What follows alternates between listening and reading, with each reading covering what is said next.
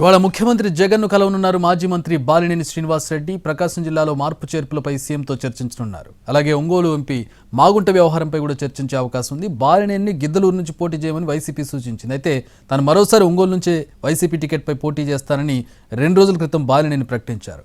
ఇక Ongole MP Magunta Srinivasa Reddy ticket పైన సీఎంతో మాట్లాడనున్నారు. ఇటీవలే బాలినేని మాగుంటను కలిశారు. దర్శి ఎమ్మెల్యే వేణుగోపాల్ను ఒంగోలు పార్లమెంట్ నుంచి పోటీ చేయాలని పార్టీ సూచిస్తోంది. దీంతో తనకు టికెట్ లేదని మాగుంట డిసైడ్ అయ్యారు. నిజానికి తన కుమారుని ఎంపీగా బరిలోకి దించాలని మాగుంట భావించారు. దీనిపై పార్టీ హైకమాండ్ కోరిన తిరస్కరించింది.